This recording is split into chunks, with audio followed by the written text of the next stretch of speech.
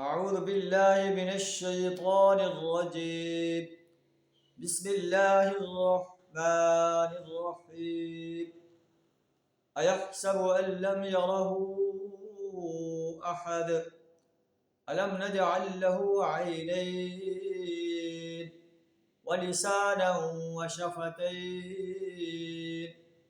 وهديناه النجدين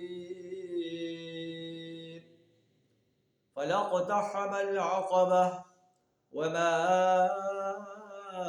أدراك ما العقبة فك رقبة أو إطعام في جوب ذي مسغبة يتيما ذا مقربة أو مسكينا ذا متربة صدق اللہ العظیم۔ سورہ البلد آیت نمبر 7 تا 16 آپ کے سامنے تلاوت کی۔ ان آیات کا ترجمہ کچھ اس طرح ہے: ایحسب ان لم یرہ احد، کیا انسان یہ سمجھتا ہے کہ اسے کوئی نہیں دیکھ رہا؟ رات کی تاریکیوں میں جب وہ زناکاری کر رہا ہوتا ہے، غلط کاریاں کر رہا ہوتا ہے، چوریاں اور ڈکیتیاں کر رہا ہوتا ہے، عزتوں کو پامال کر رہا ہوتا ہے، دن کے اجالے کے اندر وہ لوگوں کے حقوق کو غصب کر رہا ہوتا ہے اور کم توڑ رہا ہوتا ہے، کم ناپ رہا ہوتا ہے، ملاوٹ کر رہا ہوتا ہے، جھوٹ بول رہا ہوتا ہے، جھوٹی گواہی دے رہا ہوتا ہے، باطل نظاموں کا سپورٹ کر رہا ہوتا ہے، کیا وہ گمان کرتا ہے اللہ اسے نہیں دیکھ رہا؟ اللہ اس کو ہر حال میں آبزرو کر رہا ہے۔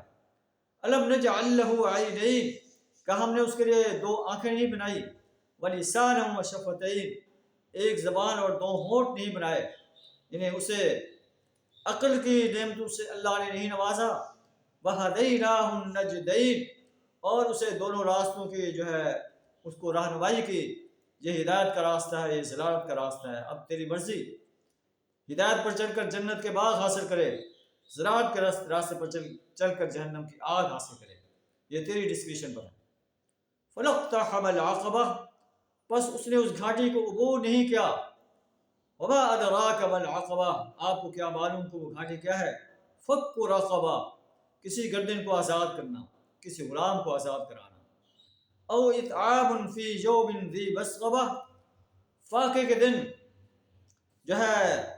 کسی قریبی یتیم کو، یتیما ذا مقربہ او مسکینا ذا متربہ، کسی قریبی یتیم کو کھانا کھلانا یا خاک آلود مسکین کو کھانا دینا، یہ ہے العقبہ، گھاٹی۔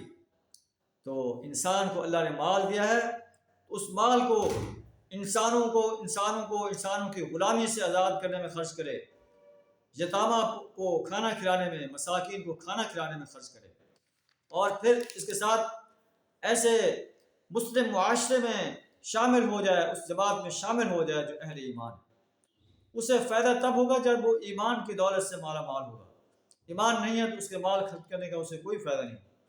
ثم كان من الذين آمنوا وتواصوا بالصبر وتواصوا بالمرحمة، پھر ان لوگوں میں شامل ہو جائے جو ایمان لائے ہیں اور ایمان لا کر اللہ کے دین کو غالب کرنے کے لیے میدان عمل میں آ جائے۔ وتواصوا بالصبر، اس ایمان لانے کے بعد، اسلامی جماعت میں شامل ہونے کے بعد، جب اللہ کے دین کی دعوت دے گا، اللہ کے دین کو غالب کرنے کے لیے کوشاں ہوگا، اس کو مشکلات کا سامنا کرنا پڑے گا، خود بھی صبر کرے اور دوسرے ساتھیوں کو بھی صبر کی تلقین کرے۔